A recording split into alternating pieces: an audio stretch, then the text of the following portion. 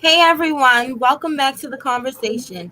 Today we will be discussing the difference between HBCUs and PWIs and everything you need to know before you make the decision. My name is Imani White and I'm an 11th grader at Baltimore City College. And joining the conversation tonight we have Welcome, my name is Jacqueline Pinckney. I'm a 12th grader and I go to the Baltimore Polytechnic Institute. Hi everyone, my name is Kamari Massey. I'm currently a doctoral student at the wonderful Morgan State University. I'm studying urban educational leadership currently. I also went to a PWI for my undergraduate degree, studying English at Florida Atlantic University. I'm so excited to be here with you guys and ready for the questions. Hello, everybody. My name is Daquan Jacobs. I attended St. Mary's College of Maryland for undergrad and will hopefully attend another PWI for graduate school. Good evening, everybody. My name is Clarence Chung III. I graduated from the Baltimore Polytechnic Institute. Currently, I'm a junior enrolled in the University of Maryland Eastern Shore, studying criminal justice with a minor in psychology, and I also serve as the vice president of the Campus Activities Board. Hi, everyone. My name is Miles McKay. I studied physics at South Carolina State University, a HBCU, and I'm currently studying astronomy at my PWI, which is University of Washington. to our viewers. I hope you all are ready because we definitely are. If you have any questions, please leave them in the comments. So first question, what is the difference in experience when attending a HBCU versus a PWI if you've been to both? I can take this one first. I've been to both. I went to Florida Atlantic University, which is a PWI for undergrad, and I'm currently at Morgan State University, which is an HBCU. For me, the biggest difference, I would say student life overall.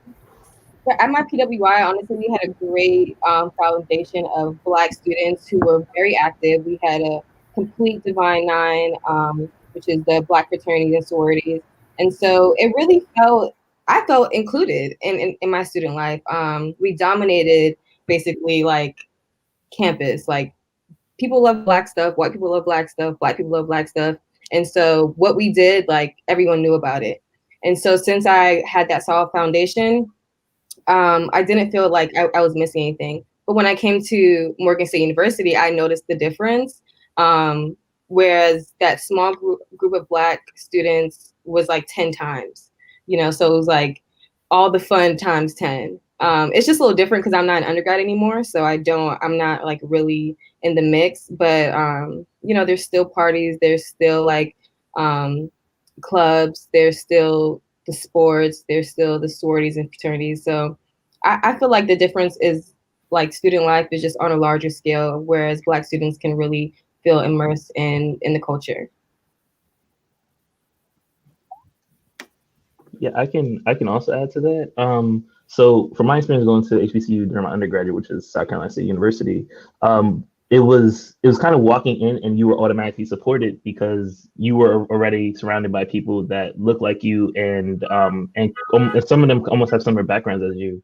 So as I noticed with me being at a PWI, they it's more so I have to build these types of like communities by myself, because especially for my department, which is barely has any Black people in it as it is. We really have to actually find and commit ourselves to finding this group in order for us to do that. Unlike when you go to HBCU, that's already there. You don't need to do any of that work in order for you to get that.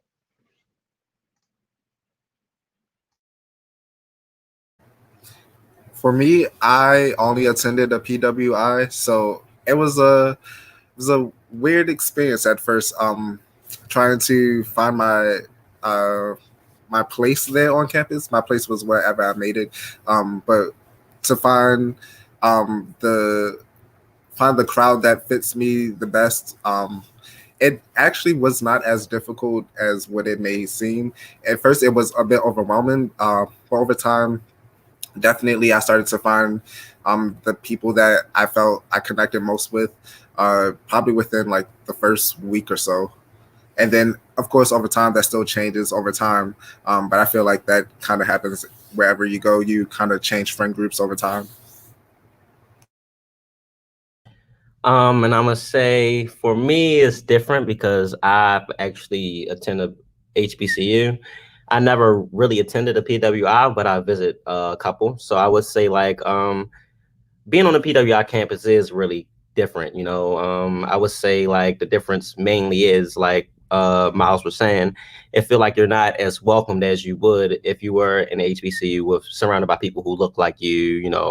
A lot of people had the same interests as you. But I would say stepping onto a college campus is very diverse in general anyway, because you're definitely running into people that's definitely not from the same city as you. I know attending the University of Maryland Eastern Shore, my first couple semesters here, like my first freshman year. It took a little getting used to, I ran into a lot of DC people, ran into a lot of Philly people. Actually, one of my closest friends today is from Philly. So like, I would definitely say like, it's all what you make it, how you want it to be. You could build numerous connections. You could meet endless amount of people. But I mean, as far as being welcomed on, I would say like the HBCU definitely give you that, hey, what's up? Like, give me a hug. Welcome to our campus more than a PWI would. So that's the main difference for me. From my experience, St. Mary's College is, since it's such a small school, I think like that also took into play. It was very welcoming as well, in terms of making you feel like you're smiling on. You have somebody you can talk to. So like the tradition is like they'll smile at you on the path while you walk. They'll greet you, especially new students. Um, and I think that was due to how small the campus is. So like you see everybody every single day. So it's like no point into not saying or not speaking to somebody.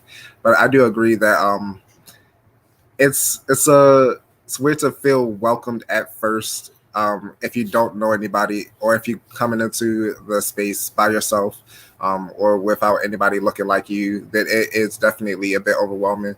And it may seem that you're not welcome, but that if you give it a chance, you're definitely welcome there. Yeah, the piggyback. I'm sorry, I came back in, but so the piggyback off Daquan, I definitely agree. Like the size of the university definitely also play a role in like the way you feel when you're on campus. So definitely like when you're choosing colleges, not only look at HBCU and PWI side, but look at how big those campuses are. Like how many people. Like some campuses have over 5,000 students. Some campuses have under 3,000 students. So it's definitely a big difference. You'll definitely fall right in.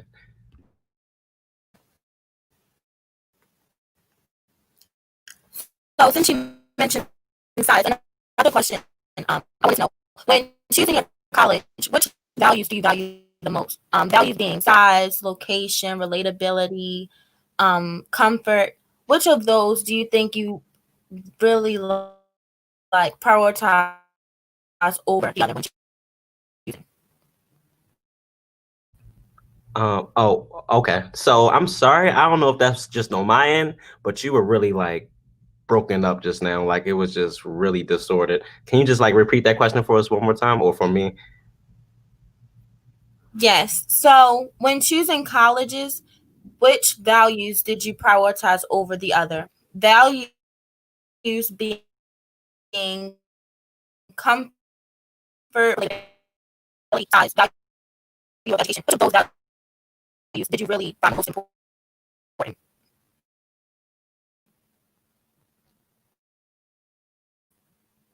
Imani, the ending was still a little rocky, but I can read the question again. What are the major interests when choosing colleges regarding relatability, comfort, value of education, accessible resources, and notability? Gotcha. So for me, my main interest was the comfort and the resources. So I'm a first generation student, and so I didn't have anyone to tell me how to do things. The whole process I did by myself. Just searching for colleges, trying to search for scholarships. I didn't get any, and then applying for aid.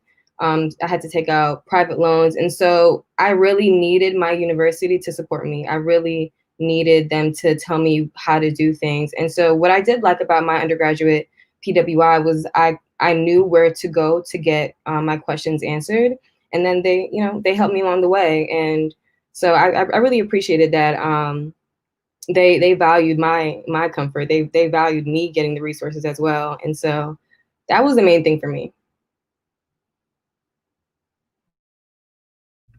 I would say so. This is actually kind of funny. So me choosing this university that I'm at now, it was kind of like my mom's choice. She was like, you know what, you got the most money. It's just far enough away from home. That's where you're gonna go. I don't want you here anymore. So that's what it is. But I mean, as far as my application process, I was definitely looking at like, comfortability, notability, and like it wasn't really accessible resources because a lot of the schools that I was looking at weren't home.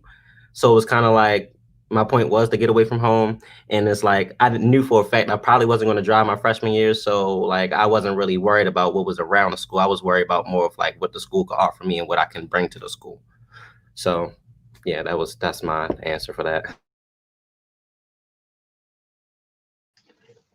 Yeah, I was actually on a kind of similar path. I was really trying to get I was trying to see how far I can get away from home for a little bit because I really wanted to like really be out and on my own. So a lot of it was definitely like relatability because prior to that I went to predominantly white high school.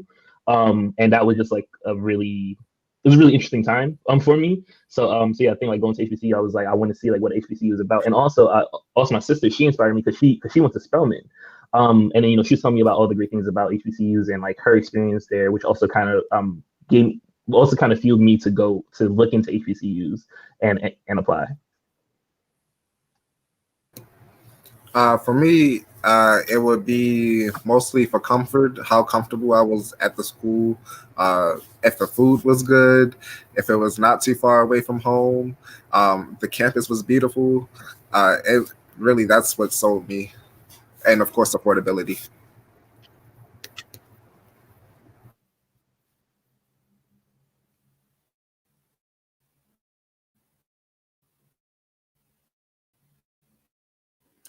So about values, do you think this will make black people?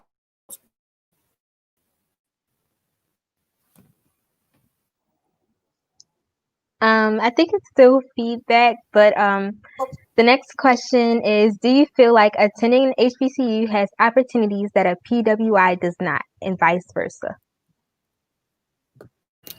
Uh, if I could just share this one story really quickly, it goes with this question. I personally believe that I have missed out on some opportunities versus since attended a PWI versus attended a HBCU.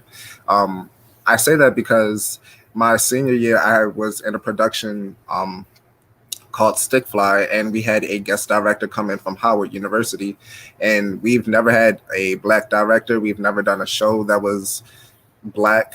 Um, but we did do Stick Fly my last year, and from what I learned from my director, I've learned within like the 3 months of rehearsal and actual showtime that I've learned in all 4 years. That what it felt like I've learned in all 4 years when I had my white directors and white professors. So I believe that sometimes your black professors they know what you are interested in and they know what you like, and they'll cater to you. They'll try to help you become the best that you'll be. Whereas you're not to diminish white professors, but sometimes they look for mediocrity and they're okay with just settling with mediocrity.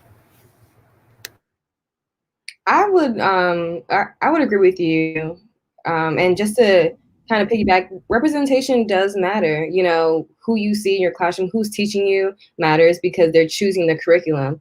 And so for my example, when I studied English at my PWI, it was mostly white writers. I mean, we had some black authors that we read, but not. I don't even remember. I remember one, right? So there was just not enough of representation. And so when I got to my PWI, like you can tell the curriculum is just different. They want to relate to you. They know that Black experiences are different in America, and they want to show you the diversity in our experiences. So definitely that opportunity, just seeing yourself in the curriculum, I think it matters. I would say, wow, because okay, so I would say as far as like how you make your experience, I feel like the opportunities don't change because no matter where you go, it's all about what you make of it. Like, okay, quick little story. Like my freshman year, I came to HBCU. I okay, I was the new kid. I'm just meeting people. I stayed in my room a lot, focused on my work more. And then you know what? I did went to go to some events. I did actually attend some events, and it was kind of like, okay, stuff is cool, but I don't really like the way things are happening, or I don't really like the events that we're having. So now, my junior year, I ran for the vice president of the campus activities board, and now I'm in charge of basically planning events for the whole campus. So basically, what I'm trying to say is like, no matter where you go, I feel like I'm gonna just stand on that. No matter where you go, it's always about how you make it, and whatever change you want to see, try to be that change that you want to see, or try to be the person that's in a position to make that change you want to see. I feel like PWI, as far as teacher wise, I have friends that go to Temple and stuff. I feel like their work is more vigorous, depending on where you go or what you're studying. But as far as like, the opportunities that you make for yourself, you got to make it for yourself. So, that's how I feel about it. Yeah. So I feel the opportunity that HBCUs give you is it's like a chance to feel. It's really hard to describe, but feel normal. Where like you're like at least from my experience, that everywhere, almost everywhere I go, right, my skin complexion plays a huge role, but around people that interact with me on a regular basis. But when you go to HBCU, where everybody looks like you have a sake of feeling normal. Like those 5 years that I spent at South Carolina State were the most normal time I've ever had, and I could never replicate that ever again until I go to homecoming. So it's like all these spaces I'm always in are majority white every time. Like that's I feel like that's the opportunity that HBCU has, that you will feel normal. You feel normal being next to your peers. You like that state of feeling normal is super important, and that's what I feel like HBCUs give you over PWIs. I'm really glad you brought that up because I had a question regarding that. And also, like, I love the insight that you guys are giving, especially about seeing, people of color in history and stuff like that. And I even looked it up in research, and it was saying, like, some PWIs don't prioritize African American history in the curriculum. And it was just kind of crazy. Like, I feel like I shouldn't have to go to a HBCU to get that information about my culture or where I'm from. But my next question was sort of based off what was just talked about, and it was more like, have you experienced code switching going to PWIs because of the fact that you're not around African American people of like your own, and then it's sort of like, do you have to change how you act or talk to certain people while you're at that PWI?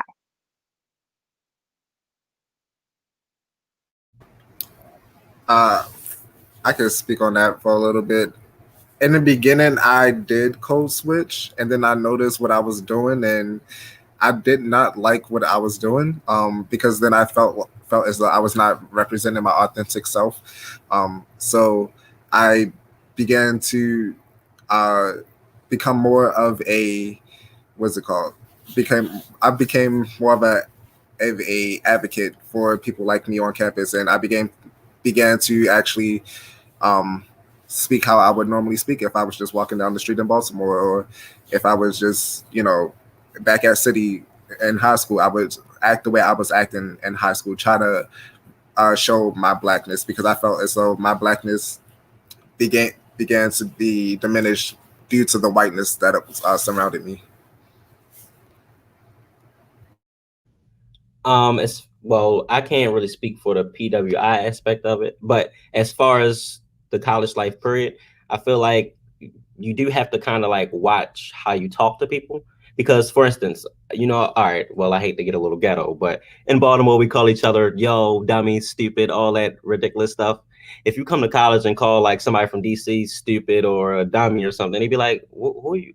Are you like, they'd be ready to fight you. So you have to be like, oh, I'm sorry. That's how we talk to people. People from Philly be like, that bull, different type of stuff. So like the terminology that people use is very different. And when you get to college, you'll experience that. So as far as watching how you speak to people, watch how you talk to people, definitely be mindful of, the type of word choices you use. Try not to get as, slang on them, because like I said, they're not really from where we're from. So some people might look at it differently or look at you crazy because they feel like you're disrespecting them, depending on, what type of terminology you're using and type of different stuff different stuff like that. I agree, Clarence. And then just another thing, like for me, it wasn't code switching between like a black or white person. It was mainly code switching between someone who's my professor and someone who's my peer. Like I can't talk to you can't talk to an adult the same way you talk to your friends. And so that was the only code switching I really can say like I experienced. That was just the same like where I was at a PWI or HBCU. My experience is that I code switch. I essentially have to code switch almost all the time. At least from me going to my PhD program now, because like the majority of the student, at least the majority of astronomy students here are white. So I can't talk how I would totally normally talk at my HBCU. I can't use the same language. I can't use the same things that I learned. And on top of it, it was in the South, so there's a lot of different terms and things that I used to use that I kind of picked up on. So my experience is that totally have to code switch. And even with like my advisors or faculty members that I interact with, even my advisor at South Carolina State, he was a white man who was my advisor, but even he kind of got like more of like the language that I'm saying, if I was to slip up here and there, than anybody would at my current university. So at least that has been my experience. Another thing I want to touch on, emailing. So definitely code switch when you email. Like, make sure you greet the person, put the right subject, make sure you add that header at the end, all that good stuff, because like that stuff really plays a part. And when you're communicating with, your professors or even other people around campus, like people prefer you to like, get real professional when you're, emailing them. It's not a text message. You can't be like, hey, what's up? I need bang, bang, bop. Make sure you say good afternoon, good morning, or, just, try to be more formal in your email. Yeah, I think being able to code switch, unfortunately, is a good tool to use in professional life. Like that's like you're going like at some point you're gonna have to do it. You'll just definitely do it less. While I feel like I've done it way less when I was at my HBCU versus my PWI. Yeah.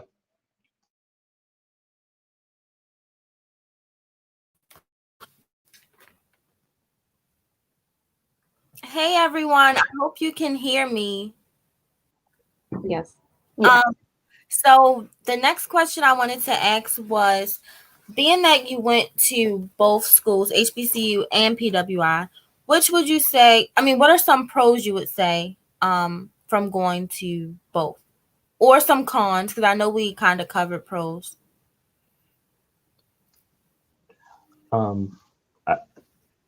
I can say, at least for going to PWI, the resources that I get here are like night and day versus I got my HBCU. Also because my HBCU was a lot smaller, but due to the fact how big how big University of Washington is, and the amount of resources that they actually have is night and day. Like I have research for telescope time and stuff like that, things that can definitely help my professional career. And the opportunities that I get are definitely a lot more here at a PWI. However, I also noticed that a con about going to PWI was also like the competition level. The competition here is pretty fierce. That I'm experiencing. And I think that's just because of the amounts of people that is here once again. And that's just like that's what like a lot of PWIs are just tend to be like a lot bigger. Also, so the competition part is I noticed is a lot worse at PWIs versus at an HBCU, which I felt it was not necessarily competitive, but more so collaborative.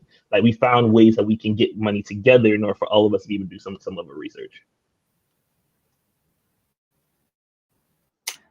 For me, I would say pro for going to my PWI was the food and the residence life because we had like new dorms, like it was beautiful. We had a pool in for our dorms, and we had like so much privilege. Okay, and I appreciate it. And plus, it wasn't that expensive. It was actually half as much as I'm paying or students undergrad pay here at Morgan, just because it was a state school for me and it was smaller. And so tuition was lower, but we had so many options for different foods that were just, you could be a vegetarian, a vegan, you could come from a different country, and like everything you wanted was there at some point.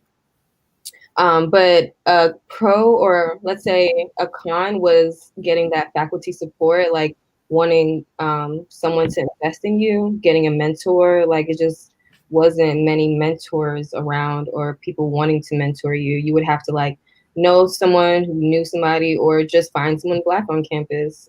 So when I'm at an HBCU now, I don't lack that. I have mentors. I have people who want to invest in me. Granted, I'm also looking for those mentors as well. Maybe I wasn't like that when I was younger, but I just have more opportunities for those relationships to develop at an HBCU. I will also agree about the food. There was a abundance amount of food from different places.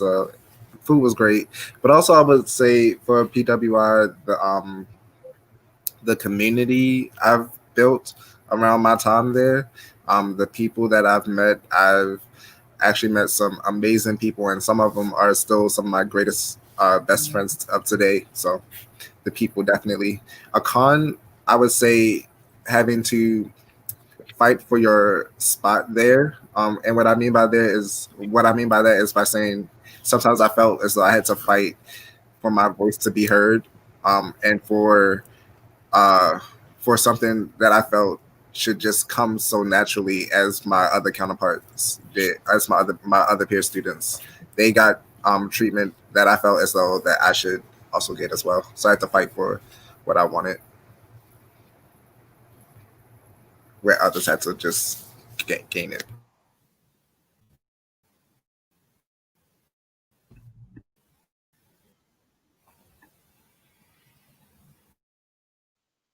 So now we have a comment and it So we have a says, question how from hard was it?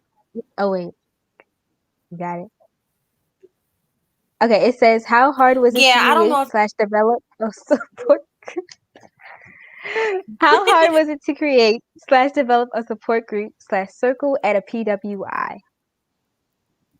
So to reiterate what I said before, for me it wasn't that hard because we had we called it Black FAU, right? So we just all got together and we always saw each other. We always like I think everyone Black that I knew was a part of some type of organization. It didn't have to be Greek. It could have been a whole slew of things. And so since we had such a tight like community, it wasn't hard for us to like have support with each other. I would say it was harder to get support from faculty members, but as far as our peers, like we were together and solid.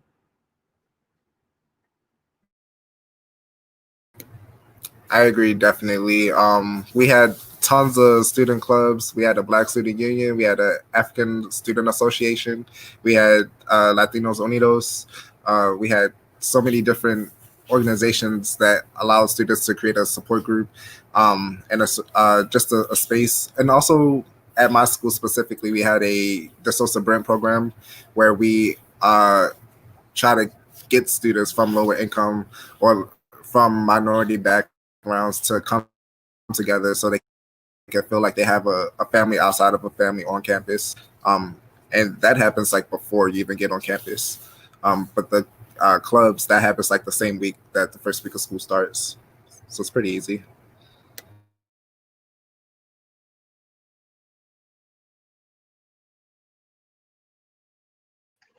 I think for me, uh, Okay, so I'm speaking from a little bit different from an experience since I am a graduate student versus being an undergraduate student.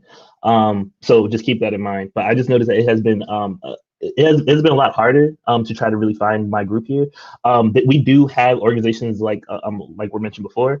Ours is particularly called Go Map, which they just get all their people of color who are graduate students together, and they try to do events and stuff like that with them. But I feel like it's a lot harder, right? Because our campus is huge, so there's like hundreds of these students and stuff like that, and really getting events and stuff and going to them has been a little bit tougher than as when I went to HBCU, where it's kind of like I went to like one orientation, and I already had a group. Like it was like it wasn't really much to really work on. Yeah, so trying to really create like my support group has been a struggle, and I'm still working on it currently to make that better. But yeah, I just know that I had definitely have to go through a few more hoops in order for me to really solidify that group.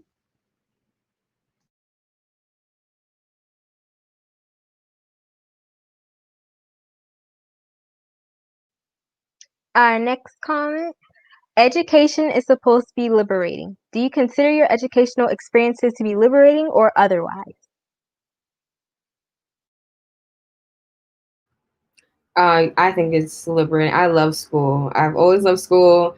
I feel like the institution, being at school, it just provides you with so many opportunities to learn about yourself, learn about your history, learn about what you want your future to be, learn about other people, and get away from your home life, because your home life is like that socializes you. But when you're out of that, um, you're out of your home, you get to experience the real world, right? And you get to try out who you are to everyone else around you, and just see who you are. And I feel like that's liberating, to get to know yourself.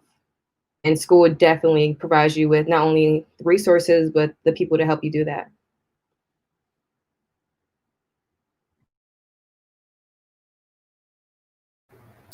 I also agree with that. Yes, it was definitely liberating to learn more about myself and to truly understand who I am as a person, and even still to this day, learn who I am as a person. So I thank my education for that, because without it, I think I would. Yeah. Okay. Yeah, I feel like my educational experience is pretty liberating. Not only like I'm sorry, not only like Kamara was saying, they give you, the supplies you need to learn the curricula they want you to, learn, but also they give you the opportunity, like we have discussion boards every week and stuff like that. So they give you the opportunity to actually speak freely of your mind, what you think. And I also think it's pretty cool that you can pretty much go on Google nowadays and research anything and educate yourself on whatever you want to learn. So yeah, I feel like the college experience overall is very liberating. Yeah, I agree. I like to learn. I don't like school too much, but I definitely love to learn, and I feel like college definitely gave you the opportunity to learn a wide range of different things. So yeah, I definitely feel it's liberating. And another thing I would say is not just liberating in the educational aspect, but as far as like community aspect, as far as like the campus life aspect, like you could be free, like you meet people that have the same interests that you do. You meet people that may not have the same interests as you, but they might think the same moral values as you do. So I mean, overall, college, in my opinion, is a very liberating experience. I want to also agree with Kamaria. I've also had a love for education ever since like elementary school. So for high school, I think I have that same experience with loving education and loving, um, like feeling that liberating feel. Even though we do have our like bad times as a school, I definitely enjoy going to city. Jocelyn, what about you? I definitely feel like going to poly is very like diversified. It's just like people of all races, ethnicities, and it's just like the people that I've come across, even some of my friends, they have so much background and they have a lot of knowledge about things that I didn't even know myself, or some things that don't aren't really taught in like the school curriculum. So I feel like that insight from them just gave a lot of perspective for me to learn. And even like programs that I've been in before as an educational experience, a lot of students are really educated, and a lot of the stuff they get from themselves or they just get from news or events around the world today. And I feel like it's really fascinating to see like what everybody knows or what we can still learn, because it's a lot of things going on in our world today that a lot of people don't know about. And it's still like it's so many things that just can keep going and that everyone can get educated on. And education is just really important, and like that's one of the top things about for like today's society, for this today's youth, and just it being a liberating aspect. I feel as though that's our future for our future kids generation, and that's going to take us to where we need to be as a whole. But if we have another comment from the audience.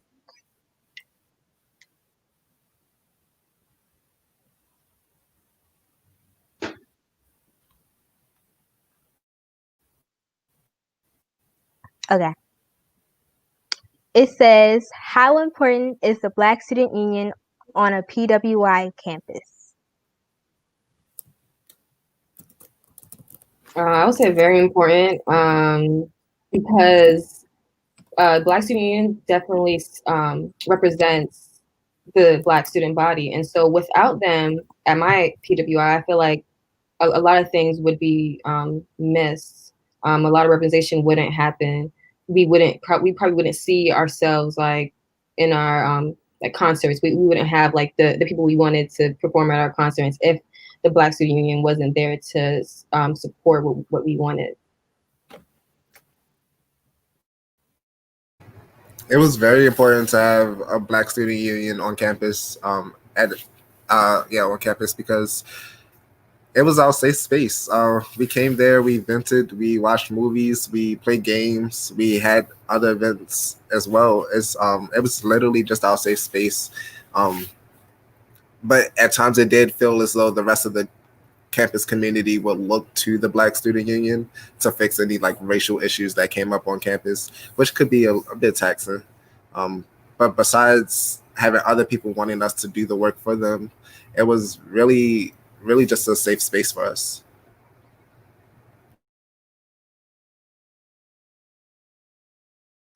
Yeah, I definitely agree with that.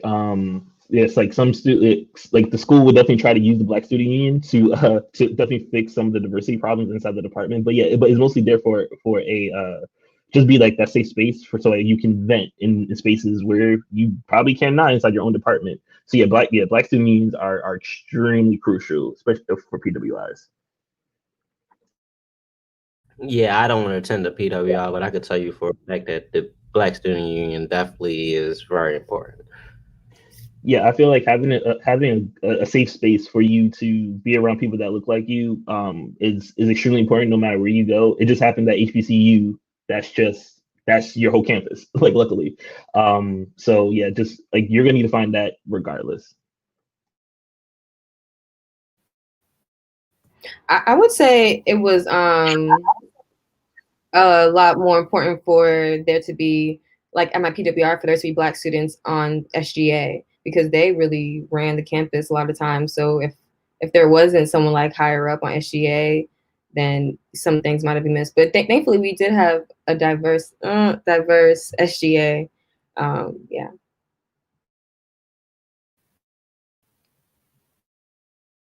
I think it's really good news hearing that you all have a space. Well, you had space when you went to a PWI. So I guess my next question is, what schools did you choose not to go to when you were selecting your college, and why?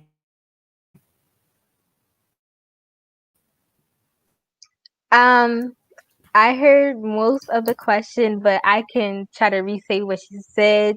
She said, Okay. Well, if I don't get this wrong or incorrect, she said, what schools did you choose not to go to and why when you were looking for colleges? I chose not to attend Loyola University, College Park, and it was another school. Um, I forgot the name of it, but it was all due to financial reasons. St. Mary's, they fortunately offered the most amount of money for me, and it was the most affordable. So For me, I'm not gonna lie, I was kind of a lazy person when applying for colleges. I wouldn't say lazy. I just was very like I didn't know. I feel like I was a little late to the application process, and so I didn't really have like a counselor that was really helping me in high school to apply. And so I applied to, and then plus my SAT and ACT scores were not good. And so actually I applied to two schools, and one denied me because my low scores. And then the school that accepted me, I was only accepted if I came in the summer and did a conditional admission. So I had to take classes over the summer, and then I was accepted. And so I didn't deny any schools or anything like that. But I would say for me, like when I was doing the application process, I did not want to write an essay. And so any school that wanted me to write an essay, I just wasn't applying to. Yeah, I had a similar experience. Like I did not really have many schools on my list. I applied to three of them. I applied to Lamar University, Morehouse University, and South Carolina State University. Um, Morehouse didn't accept me. Lamar University, I think, was also like a conditional admission, and I didn't want to go there. South Carolina State was the only one that outright was like, well, you are accepted. So yeah, that was my list. Well, off the top of my head, I can't really remember which ones I said no to, but I can say that definitely the application process, like Mari and Miles was getting into, that definitely played a toll on if I was applying or not. Like some of them had like ridiculous essays. You had to write like a 2-page essay, bing bing bop. It's like maybe I don't want to do that much. But I also took really into consideration the amount, like how much money it would cost to attend. Because not only I know for going to school I was gonna have like bills when I get older anyway to pay back, but how much of bills do you want to have paying back? So I kind of like, thought smart about the situation and went wherever the money guided me. So I mean, that's pretty much what I took into consideration.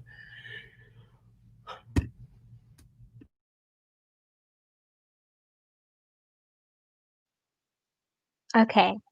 Great insight. And our next question is, did you experience a culture shock when you first started attending your university? That goes for, I guess, the PWI versus HBCU. Um, as far as culture shock, like I was like, whoa. I mean, it wasn't really like that big of a shock. I knew there's different people in the world. We just never really meet them until we, travel to school or go to college. But like I said before, like you run into different people from different backgrounds, and it's like different cultures, different morals, different, just people are just different. So like no matter what university you go to, PWI, HBCU, no matter how big, how small it is, you're always going to run into somebody that's not from where you're from. Right. I don't think it was a culture shock for me either, as far as like racist goes, or your background being at a PWI or an HBCU, because I grew up around kind of like both people, and so it wasn't a culture shock for me, but definitely being at a college campus, living by yourself if you're gonna live on campus, was like the biggest shock. Not checking in with nobody, or like um being out late, and just coming home whenever, and then having to go to class in the morning. And so just that was the shocker, just remembering that I had to be responsible for myself. I would say definitely a culture shock. Even me just going to HBCU first, mostly because I'm from New York and just going down south was just a complete culture shock.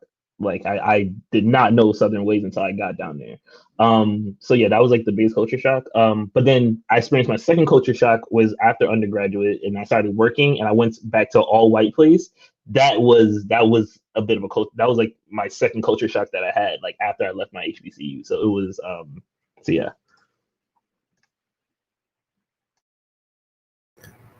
Yes. My culture shock would have been coming from the inner city to a rural area.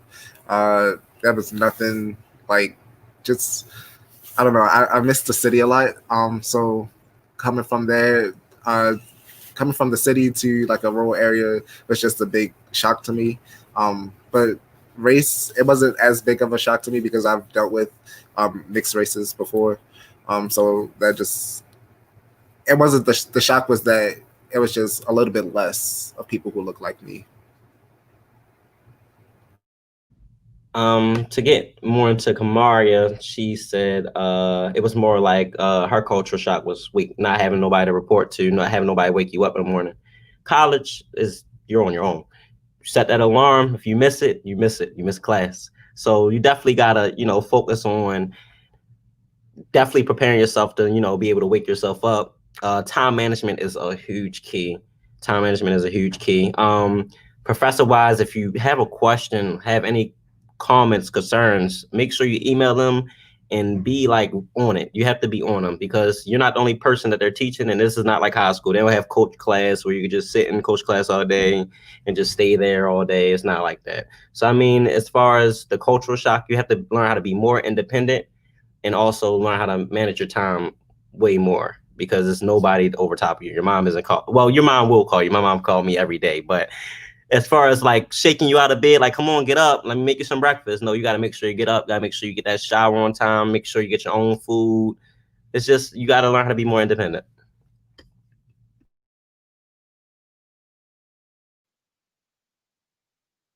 Okay, this is a question from Imani. As a high schooler, I think we wonder about sororities and fraternities. So, what is your experience with those?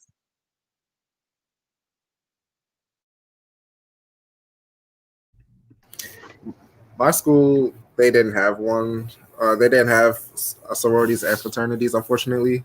Though I wished, so I can't speak on it. Well, I'm not in anything at the moment, so I can't really get into depth about it. But what I can say is, and I'm pretty sure Miss Shawn and Miss Tiffany can agree with me, just make sure you're doing your research. Make sure you're finding out what you really want to do because it's not all about the color. So yeah, so definitely make sure you do your research. Make sure you're not, just doing something because your friend's doing it because that's what you grew up your whole life knowing that's what it was. Because you could grow up your whole life thinking you're going to be one thing because that's what everybody in your family is. But the whole time when you do your research and study, you be like, well, maybe those aren't. I actually like these people better because they actually stand for something more of myself. So just make sure you do your research.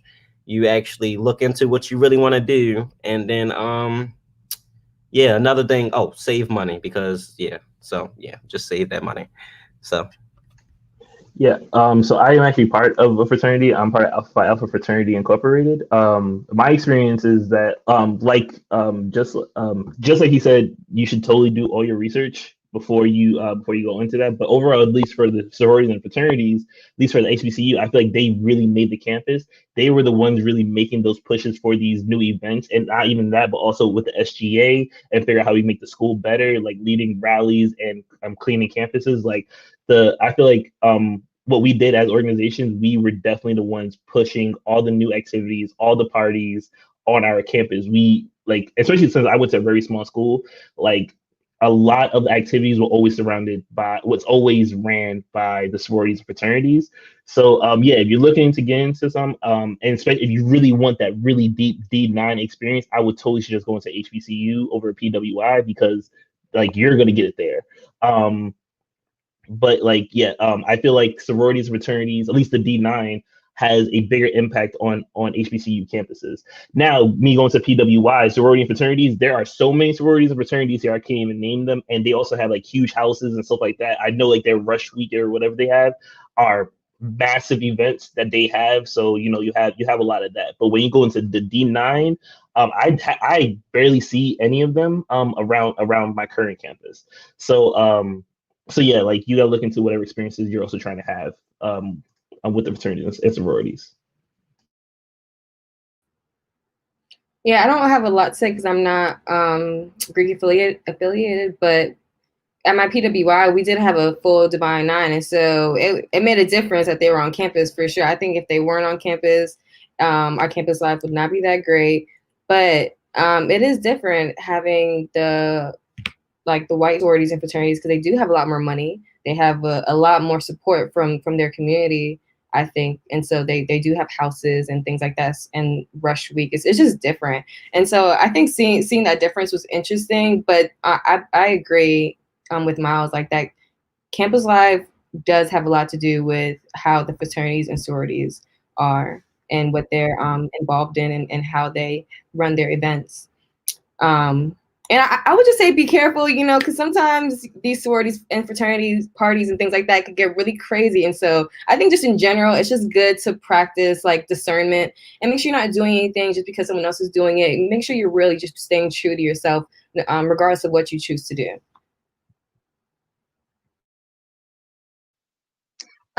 With that being said, do you feel like with Kamari, what you were talking, do you feel as though PWIs get more support overall versus HBCUs? And I can go with like being underfunded or funded with scholarships and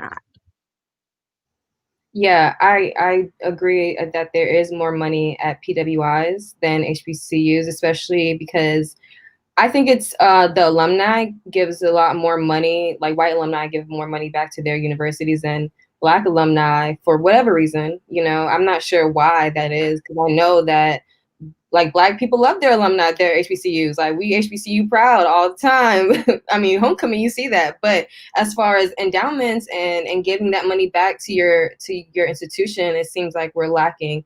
And so we're always searching for funding at an HBCU versus a PWI.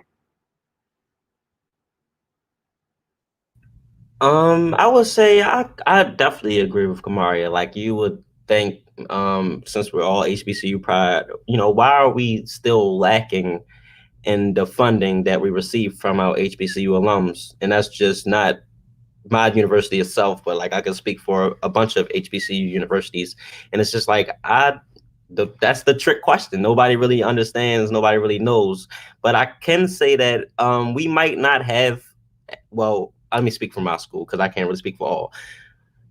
As a university, we may not have as much money in general, but as far as like if you need a scholarship or if you need, more financial aid, they'll find ways for you. And that's the thing that I like so much about my HBCU in particular, that I pretty much got close to people in the financial aid office, pretty much got close to everyone around me, and they're very welcoming, don't get me wrong. But if you ever need help with anything like financially, they'll definitely try to, do their best to get you that help. So that's what I can speak of on my behalf. Yeah, definitely that PWIs are definitely way more supported, but not only just by alumni, but also just by state funding. PWIs like for South Carolina, like you have University of South Carolina, they get like a lot more money than South Carolina State gets. And then they can be like, oh, because of XYZ, blah blah blah. But it's just like some like a lot of states don't support HBCUs, I think, as well as they could.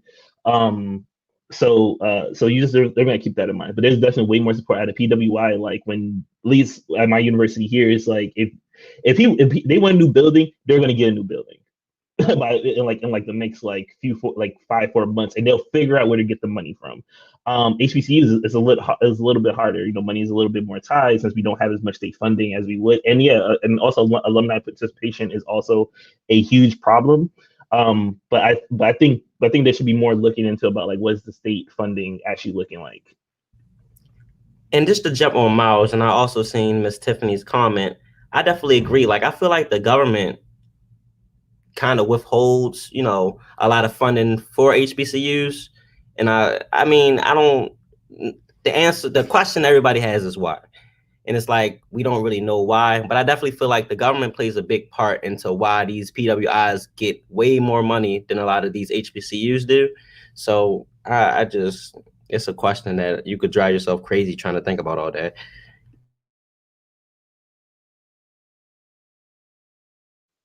But yeah, I definitely feel as though like that's personally a factor for like students determining like what college they want to go because of the fact that like some schools don't give as much scholarships or like as money as other schools. And I feel like we all pointing that out is sort of like helping me figure out like the rails of like or the route of like how I want to go. But oh, we have a comment. Oh, it said Morgan State sued the state of Maryland for racialized underfunding of HBCUs and won. So we can clap to that one because yeah. But we do have another question, and it's basically talking about online learning, and it's saying, as you begin the semester, what is the pros and cons of the new remote slash online learning for you guys? I'll start. I love working from home. I love not having to go to class. I love to, I mean, I could eat in class anyways. Right now, I'm a graduate student. I can't tell me what to do now. But I just like being home. But I would say it's getting rough because now I'm getting kind of like, like not lazy, but kind of stagnant. Like I don't really want to do as much work now that I feel like I'm only looking at these four walls. So I think that I need another space, and it doesn't have to be in the classroom, but I need the library to open back up, or I need a coffee house that is, socially distanced or whatever. I need another space because working from home, I think that it gets too comfortable.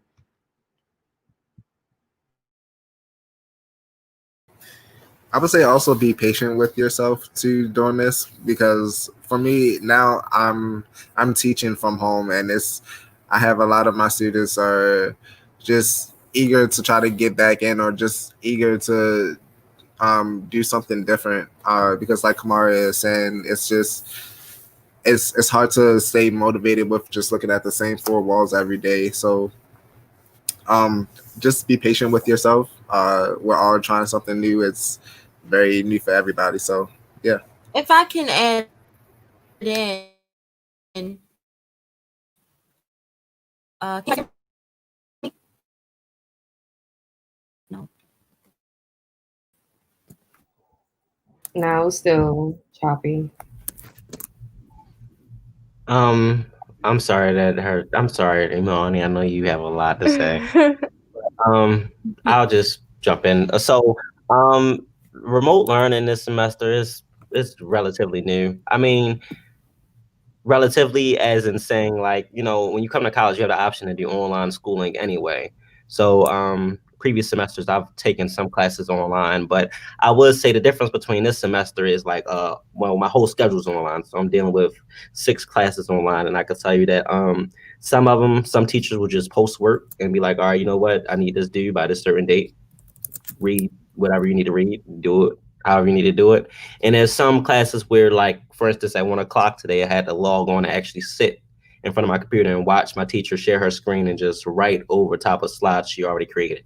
I would say that learning wise, as far as like just turning my work in, reading the material that I need to read just to do the work, I don't really retain much. It's just more of like, I got that mindset, okay, let me do it, let me get it done, let me get it out the way, and that's that. Now, as far as like actually when I have to log on to Collaborative, which is on Blackboard, that's the program they use, and they're actually walking us through like math problems and stuff like that, I feel like I learned better with that, because it's like I'm actually still in class, but not really in class. But the only difference, like Kamaria was saying, like, I wish, like, we can be in like a coffee shop, or we can be in like a library, because like the setting just gets so boring at times. It's like, you're just sitting in a room, literally looking at the screen and talk to you. It's like, how long can you literally sit through this? And that class is 50 minutes. So, I'll try my hardest to sit through it. And even with me, like I have 3-hour classes now, and so I have to sit through a 3-hour class on a computer screen. So that is kind of annoying. But Same, but it does feel the same. Like it feels the same. Just being in class in general for 3 hours is not really fun. So Yeah, I personally never liked online classes. I like being in the classroom with the teacher and them being able to like tell me the material and then being able to ask questions like in the moment. So yeah, I think like a pro is that yeah you can do your work almost anywhere. I think that's great. But I think the biggest con is that you don't really get that in person experience with the with other people or like being next to somebody that can actually ask you a quick question and then you be like, oh, I need to know that question too, and then kind of having like that back and forth, or even be able to find a group of people to work with that are going to help you get through the classes. Yeah, I feel like that's really tough. Also with like isolation, like especially now since we all kind of have to quarantine and do that stuff like by ourselves, it'll make us all want to isolate more. When I think education is definitely more collaboration than being in isolation like all the time. So yeah, I feel like that's like one of like the biggest cons is like you're not able to really be in that in-person setting and like have and get those interactions that you normally would get.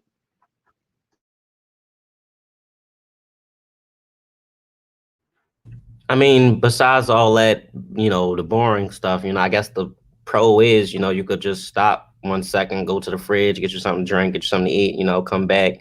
You might lay down in a bed, watch class, So I guess that is the pro to it. You get to lay back a little bit more, but I mean, it's something, we're trying to get used to. Hopefully we don't have to stick around in it for too long. but don't really lay in bed in class.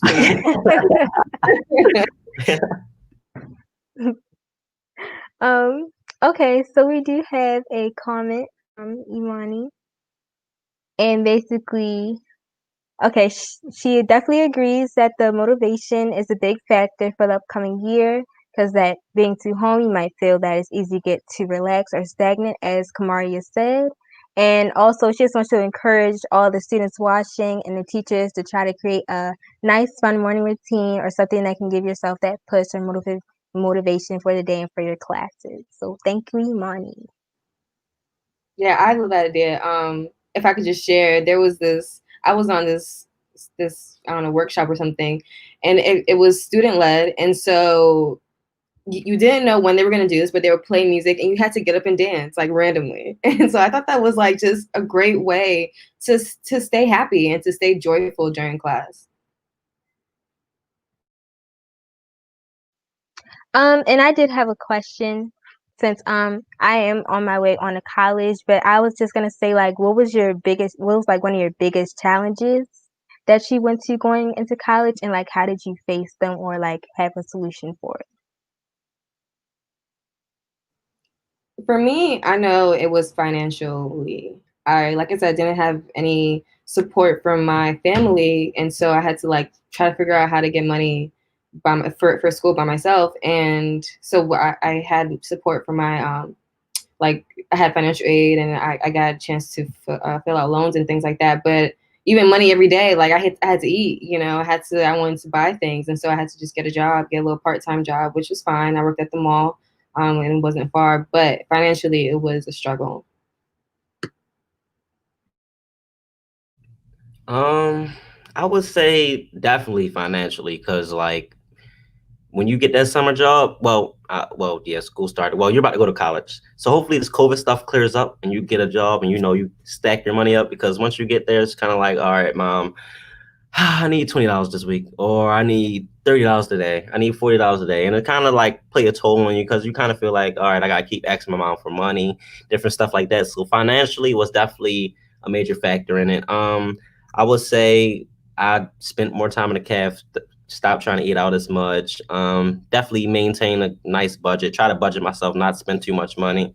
Um, Besides that, I would say to be honest, academics was kind of hard for me because I had to understand that this is a different this is a different stage in learning, if you know what I mean.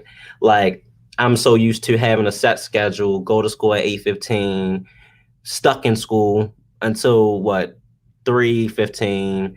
So it's like I had to go from, the fact that I have to wear a uniform every day, put my book bag on, go to one place, and be forced to actually go into class. I had to know that now It's like, okay, nobody's forcing me to go into class. I don't have to wear no uniform or anything. So it's kind of like you just have to understand, like, it's a different style, definitely a different style. Independence is definitely, there is definitely going to test you when you get to school. So just try to be, you know, attentive and, know what's going on around you.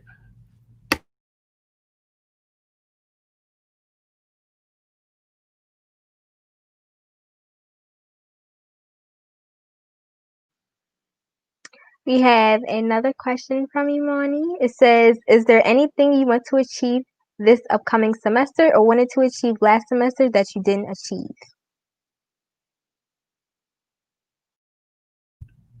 Okay. So you see now, okay, by the grace of God, we're on campus.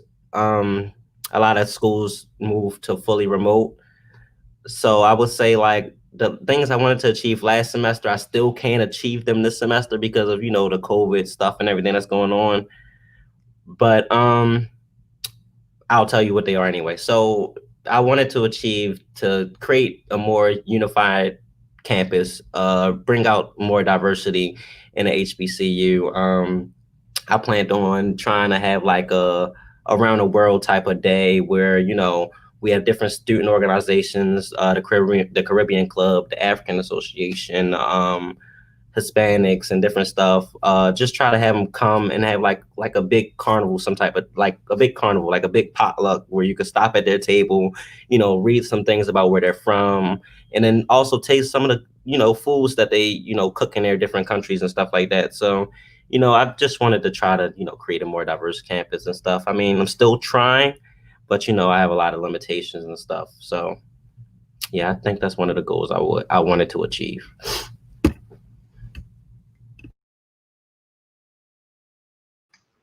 Yeah, one of the goals that I wanted to achieve was so I started an organization called the Graduates of Color in Physics and Astronomy, where essentially we have graduate students from both physics and astronomy who come together and just kind of create a safe space for us to kind of talk about like our day-to-day work and things that we're possibly having struggles with.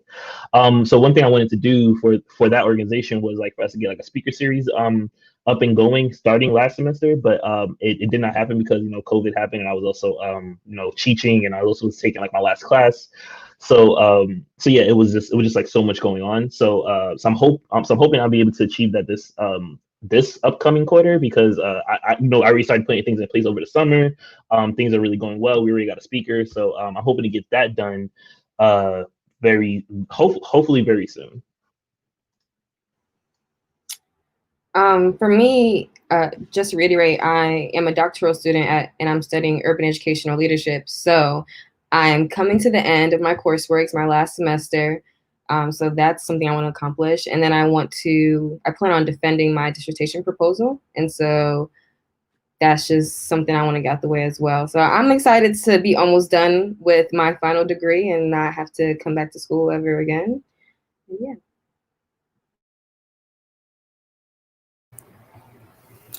Uh, any last achievements for me? I would say would have.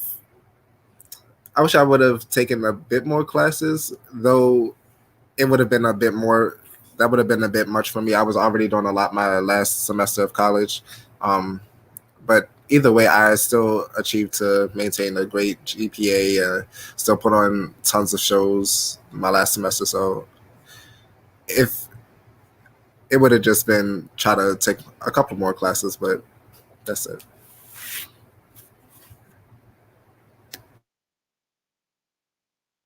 Okay, I have another question from Imani. She says, although many people, including herself, she loves hearing about the good parts of college in regards to education and courses, what are the hard truths? Is it true that high school are your hardest years academically, or is it challenge more in college?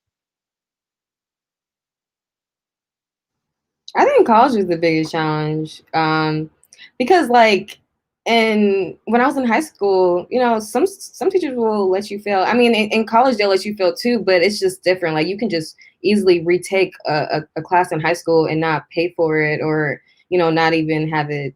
It's not going to affect you negatively. One because you're not paying for it, and two, you can just take it again. It's just so much easier to be redeemed in high school than in college when it has such a huge effect on your GPA. And once your GPA is down, it's harder to bring it up. And then you want to think about the next step after undergrad. Are you going to do your master's? You know, what do you want to do with your degree? And so every course counts. Everything you do counts. When you're procrastinating, that's negatively affecting your coursework. And so I think there's a lot more at stake in college. Yeah, I could definitely agree with Kamaria because like she was saying about your coursework, for high school, you fail a couple classes, you could still go to school. College, you fail a class, better yet two, they'll be quick to, quick kick you off campus, not kick you off campus, but academic probation comes. Then after academic probation, not only are you on academic probation, but financial aid, FAFSA also look at your grades too. So if you find yourself failing, FAFSA will actually, notify you like, hey, you aren't exceeding this much credits in school. So if you don't exceed this much credits by the end of this semester, we will take your financial aid away from you. So, I mean, it's definitely a lot more at stake in the college level. Some more hard truths I would say is that I pretty much touched on it, like the independence. Like you have to really be like, when I say I'm not joking, like it's literally on you. Like everything from when you get to college is literally on you. So it's just you have to make the best of any opportunity you get.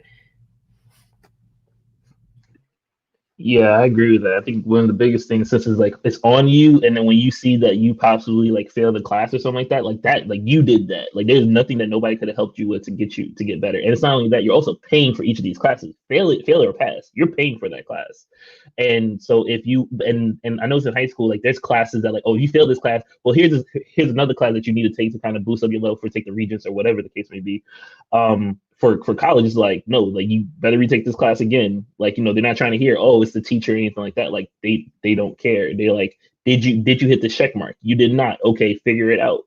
It's really, I think college was like the time is kind of like no, for real, everything is your responsibility. You have to figure it, and you need to figure that out and figure out how you're going to get yourself out of any situation you put yourself in. So see, I think college was definitely that time where you would learn and really hone all those skills that you totally need in like your day-to-day life. I would say another hard truth that I feel like, we should be open and talk about more, as not only people who have gone through college, but just students who are incoming, is, your social life and just being on top of like who you surround yourself around, and make sure you're taking care of yourself. Like you're not over drinking, you're not, just not being aware of your sexual health, making sure you're taking those chances to go to the clinic, get tested. Your health is important, and that is a reality. Like you're going to, you're going to make some certain decisions. And so I think it's important for us to just be open and to talk about it, and just to be aware that you need to make the right decision in all aspects of your life, not just academics. Definitely. Oh, I'm sorry. Daquan, I'm gonna let you talk first. I know you're all good. Um, just also going off of that as well. Mental health, big one for me. My mental health declined dramatically the first couple of years that I was in school, and even still today, I'm trying to like work through that. But mental health was a really big issue. Yeah, but please, like on mental health, yes, like mental health is real, y'all. Like for real, like make sure you get that done, because no matter what, no matter how good you may be at your work, your mental health will cripple you. And personally, me personally, who's been through it, like no matter how good I was, no matter how many internships I have done, none of that didn't matter if my mental health was not on par. So it also matters what you intake into your body, because that contributes a lot to your mental health. So like I just really wanted to put a stamp on that. Like that is real, and please take that in consideration. It's like everybody, Kamaria, I definitely agree. Like all right, college peer pressure is real. Okay, peer pressure is real. If you go to a party, they'll trust me. I've been to a party where they poured anything in a tote. Like I was at a party one time, they made jungle juice, they put NyQuil in it. So it's like things get real. Peer pressure is real. And my mom always told me growing up, like, if you're the smartest person in the room, maybe you're not in the right room. So it's kind of like coming into college freshman year, okay, you getting your feet wet. You kind of, all right, maybe you do want to try some things out. There's nothing wrong with it. But just make sure the things you do don't turn into who you actually are. Still try to be you, no matter what you go through, no matter what you experience, no matter what you see. Try to always do what you feel is right for yourself. Mental health is a big one. Daquan, I was shaking my head the whole time you were talking about it. It's like literally being, all right, so I'm 2 hours away from home, 2.5 hours away from home. My freshman year, I did not drive at all. So I didn't get a car until my sophomore year. When I tell you that freshman year was probably like one of the most depressing years of my life, because it's like, all right, I'm away from home, and it's like, all right, I'm by myself. I mean, my roommate's cool. We went to school together, but it's still like, all right, I'm by myself. I miss my friends. I don't know who all these people are. They keep talking to me in different type of slings, and I'm like, what are you talking about? So it's like, I don't even want to hang with you guys. I want to go get my food from the cafeteria, come home, and just do my work. And it's like, you kind of have to ease yourself out of that stage of, just trying to be locked in to yourself. Because being to yourself, I hate to say it, it won't get you nowhere. So just, like Miles said, take care of your mental health. That's the most important thing. Like Mari said, if you want to do things, if you want to drink, drink. If you want to, whatever your sexual life is, okay, that's on you. But just make sure you're being safe, as well as being aware of what's happening around you, because like I said, college is a different ball game. There's no principal office you go to. It's no, okay, all right, I told you once, now don't do it again. If I cut, no, it's like literally it's real life, but school. So it's like you just be mindful of what you're doing. And that's all I pretty much could say. Yeah, like, and just want to really want to emphasize on like about the people that you surround yourself with. Like, you really need to take that into consideration. Like, when things are bad, when things are off. Like you got to take responsibility of that, and you really are on your own. Because if your friend did something and you just happen to be in the car, yeah, you going down too. Like there's no ifs, ands, and buts. Like you said, there's no principal office. Like, this is real life. You are 18. You are an adult. You will get You will get trials and charged like an adult. So, like, it's really important to really make sure who you put yourself around, because and it's okay to lose friends sometimes. It's gonna happen. Is like I like the people who I knew in high school, I know about like 2 or 3 of them now. So, like, you're going to lose friends. You may lose friends. You're going to grow. And I think that, like, you should always take that in consideration, and be in this, and don't let people shame you for growing into a better person, especially when you know that you're having more positivity and everything like that. If things are bettering you, nobody should shame you for you growing.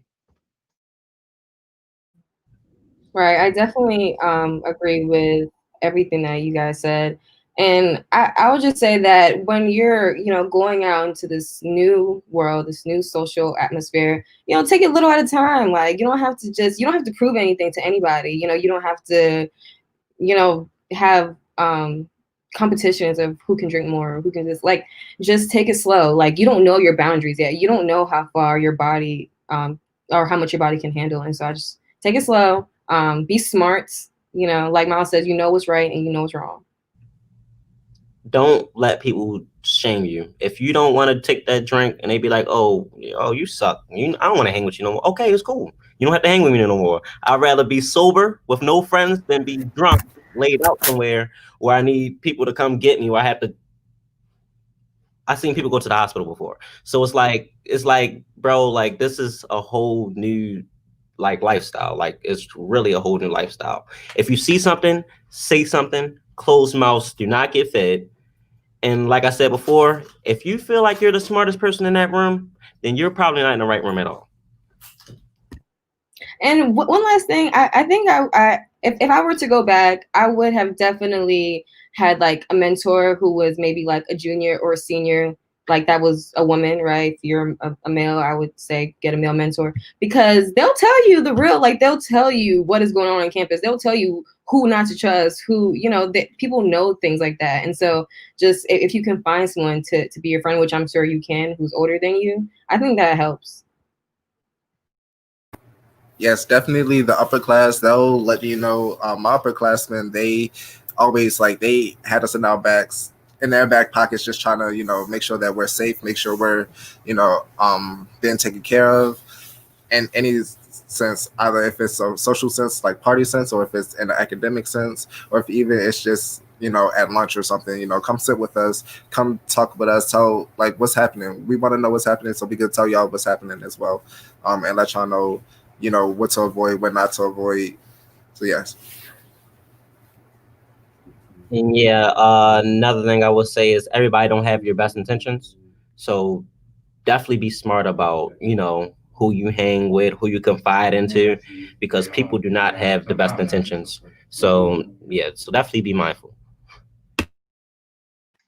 Yeah, just gotta definitely be careful with the people that you hang around because you just don't want like I really harping on that point because like it's a lot of people end up into terrible situations, even kicked out of school because they hung out with the wrong people and they let them influence them. Understand, y'all are definitely like you're responsible for yourself. Like during all that, you are responsible for yourself, and communication is key. So make sure you know what you're doing. Make sure that you have a good sense of what's going on. You don't want to be like, oh, I didn't know this was happening. You don't want to be that person in the group. So just make sure you make sure you keep your well-being, including the people around you. Try to keep their well-being together, but and most importantly, yours. You need to get back home. Your parents want to see you get back home safe. The dumbest question is the question that's not asked. Remember that.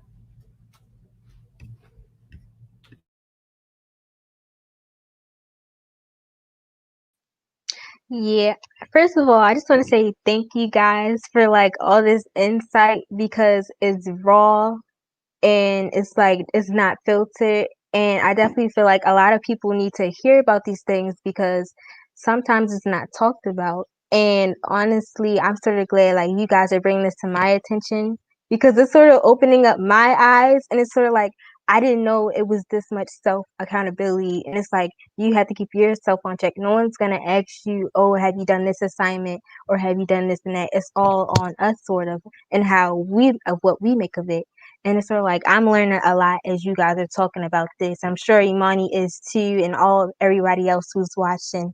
And she's putting a thumbs up. So yes, she agrees. And I just really want to thank you guys for like talking about this because this is really like something that's new for me, and it's gonna be like new territory. And like you guys saying like make sure you're holding yourself accountable for this and that and the third is really like making a difference. And I know like they say like college is the time to like find yourself, and even like after that you're still probably going to be doing that as time goes on. So I guess like was that sort of a challenge for you guys? Like do you feel like in college like it was ever you close to like losing yourself, or I guess going under like that influence of peer pressure, or no?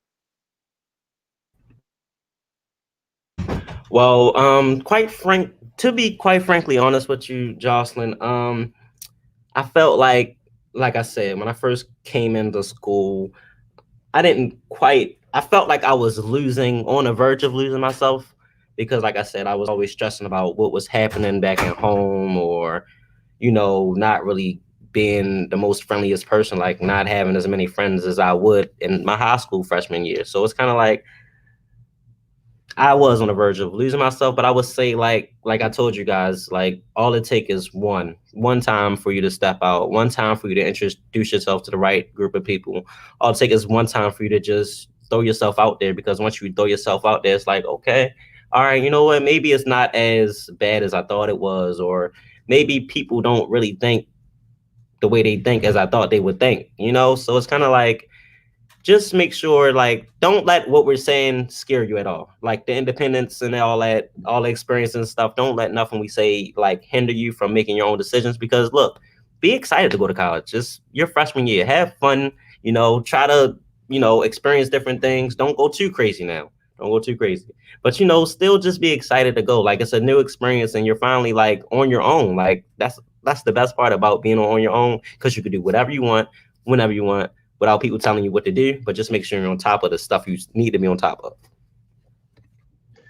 Yeah, I think one of the biggest things that helped me in college was just like, well, one of the biggest things I had a problem with was failure. I was like, I never wanted to fail, ever, never wanted to fail. I was always trying to do things the right way the first time, which is great. But then like the moment that I failed, I would get into like I would get really into my own head and be like, dang, I can't do this, something like that. So one thing I learned was that like you need to make mistakes, you need to fail. Like that's how you learn. Like those are the moments that really show you. It really shows you that like not your mistake, but how you respond to that mistake. That's the learning experience. That will really, that's where that comes from. So I would say, just like if you're gonna like, you're going to fail, and it's okay to fail. Like nobody has gotten to where they are without doing some level of failing, unless they got a bunch of money and somebody gave it to them. But like most of the time, you have to work hard and then fail and then try to correct that failure. So you will get hit with failure. You will get hit with a large amount of challenges. But just understand it's okay to fail. College is definitely going to be a place where you will fail probably plenty of times. But ultimately you will see why you were failing, and you see like how much better you became after doing all that.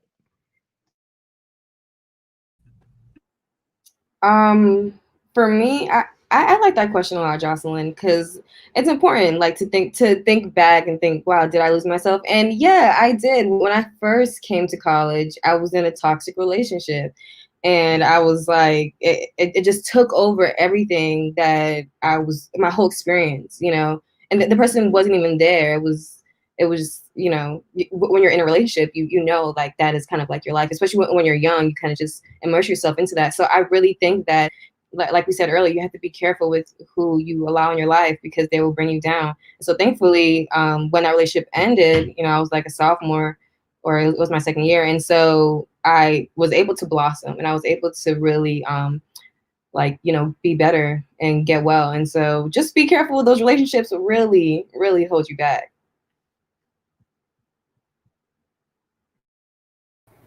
Yeah, I definitely lost myself within the first 3 years. To hope, luckily, began to find myself senior year or my fourth year, but I think it was a point in time where you know actually looked in the mirror and asked, like, is this like who I am? Is this like what I want? Because I was really following a lot of unhealthy habits and unhealthy patterns. And like Kamari was saying, the toxic relationships, like that really took me down a good while for a good soft second year to my third year. So a lot of the times I literally lost myself, not being true to who I was, and which why we'll be talked about that code switching question. I noticed that I code switched not even just in my professional life, but in my regular life as well. Like I wasn't true to who I was when I came to college versus who I was like a couple of years later.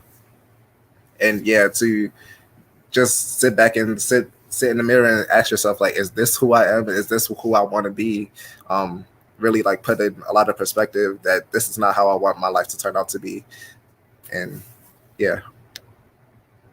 Piggyback a little bit off of what Kamari was speaking on as like the relationship aspect. I feel like I would advise you, if you're not in a relationship, if you haven't found that boyfriend of your dreams yet, or if you aren't in a good standing relationship at the moment, college isn't really the place for, you to be walking in a relationship, given the fact that, your head is already going to be elsewhere.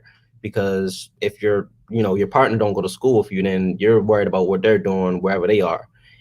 Also, you got to take into consideration that the fact that you might be more interested actually into them and what they're doing, that you're less active on campus. That's what's holding you on.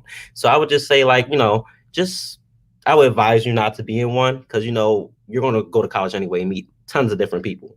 So I mean, just some things to think about going into the next step of your life. Focus on yourself. Yeah. Just to also like kind of add on to that is just like you should constantly reevaluate your relationship that you're having with people. Some people are not good for you in the current moment of your life. They were good in the past. They're definitely not good now, and that's like right there. That's a sign of growth. So it's okay to reevaluate your relationships. And it's okay not to hold a level of loyalty to everybody, especially if some people don't seem to have that level of loyalty for you. Exactly. So now we're coming upon our last question, which is for our panelists saying, if you knew what you knew now, what would you advise yourself to even like if you were 16? What would you advise your younger self?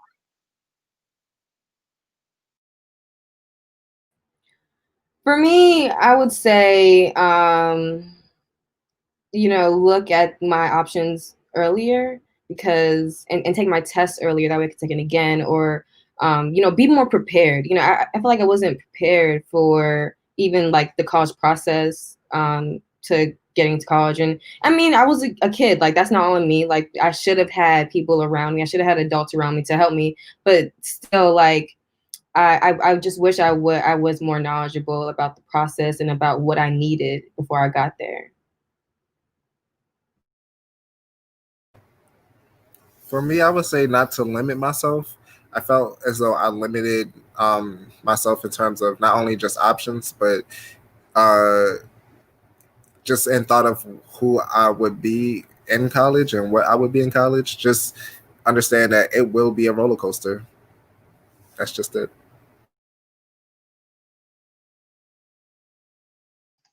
Yeah, I would say to really I think one thing I wish I would have known better was like how important habits are. Habits get you through things that motivation won't. And I feel like yeah, if I were to be able to like establish better studying habits, better note taking habits that I would have had inside high school and really honed in on those during my high school years into like now, yeah, I feel like like knowing your habits and knowing how you can effectively get good habits, I think are extremely important. I can recommend a book called Atomic Habits. I think that book was absolutely amazing. If you guys have some time to read, What was it called? Atomic Habits.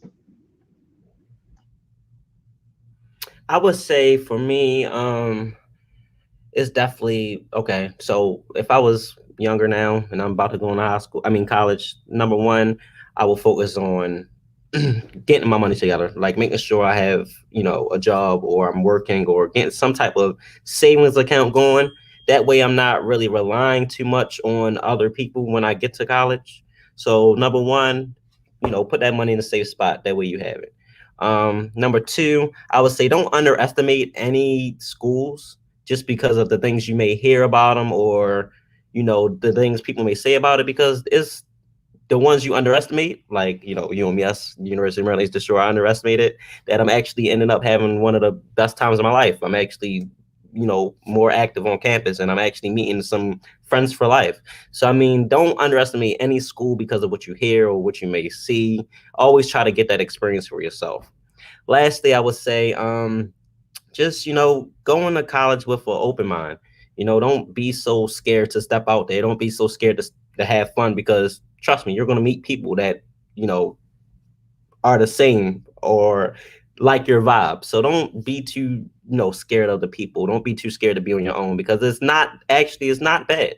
Once, like Miles was saying, once you get those habits, like, okay, I got a habit. I set my alarm for 9 o'clock every morning. Even though I don't need to wake up 9 o'clock every morning, but it's still a habit of, okay, learning how to, all right, I hear the alarm, get up, hit the snooze, and actually get out my bed. Instead of hitting a snooze, laying back down, now it's 9:30. Getting up, hit my snooze, laying back down. Now it's 10:30. So it's like get that habit of just warm up a little bit. Warm up with waking up. Warm up with learning where your classes are, how to navigate around campus. Just walk into school with an open mind and just you'll. I think you guys would be all right.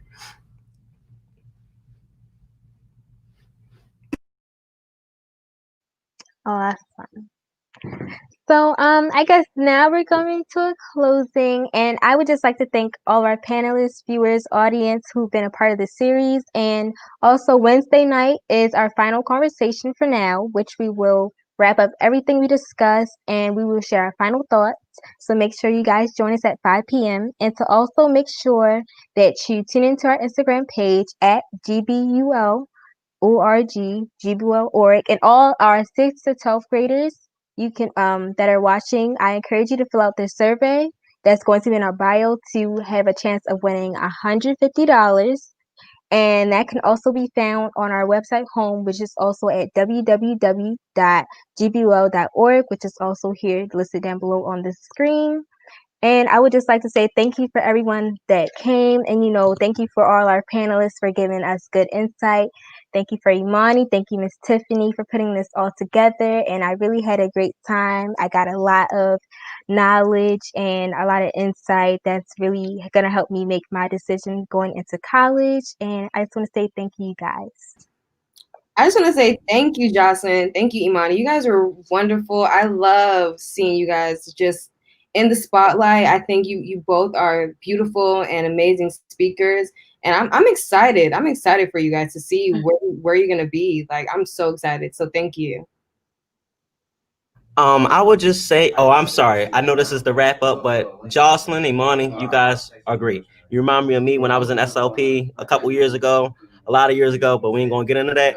And then Kamar, I remember your face. It was nice reconnecting with you. Miles, Daquan, it's nice meeting you guys and all that stuff. And Imani and Jocelyn. I don't really like city people that much, but Imani, I'll make an exception for you. If you guys need anything, I'll drop my email in the chat. I'll drop my phone number in the chat. Text me if you have any questions. Even if you just say, hey, Clarence, what should I wear on my first day of class? Just like anything. So if you need help with anything, I'm always here. I'm always willing to help different people. So just keep that in mind. Yes, thank you both for setting this up. This was absolutely great. I'm happy to be here, and yeah, I'll also drop my email and let you like you guys can email me or let me know you guys have any more questions. Yeah, thank you all for also being on the panel. Like this was an absolutely amazing experience. Thank you. Also, same. I would like to thank everybody. Thank you for the time and just coming together. Thank you all for planning it. It was just great. Thank you. Yes, thanks everyone. And so now we're just going to end off, but thanks for everyone for joining our kickback and hope to see you Wednesday at 5 p.m. Good night.